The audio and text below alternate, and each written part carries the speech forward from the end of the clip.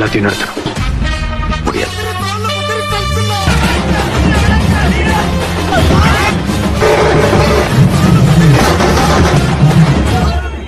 கல்வி தந்தை கர்ம வீரர் காமராஜர் அவர்களின் 122வது பிறந்த நாளை முன்னிட்டு தங்கத் தலைவர் தமிழ்நல வேந்தர் தளபதி டாக்டர் பே.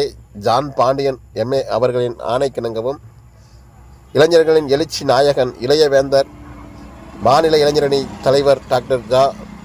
வியங்கோ பாண்டியன் அவர்களின் அறிவுறுத்தலின்படி பெண்களின் பாதுகாவலர் இரும்பு மங்கை மாநில மகளிர் அணி தலைவர் டாக்டர் ஜா.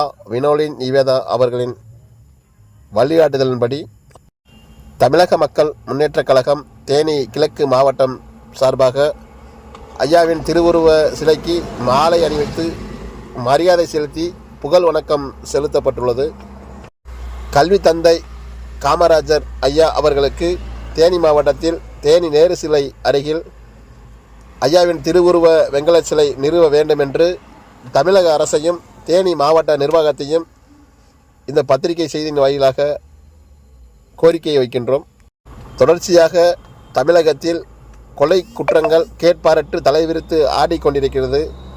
தமிழகத்தில் மனிதர்கள் வாழ்கின்ற நாடா சுடு ஆடா என்று தெரியவில்லை. எனவே இந்த கொலை சம்பவங்களை தமிழக அரசு இரும்புக்கரம் கொண்டு தடுத்து நிறுத்த வேண்டும் என்று இந்த பத்திரிகை செய்தியின் வாயிலாக தெரிவித்துக் கொள்கின்றேன்.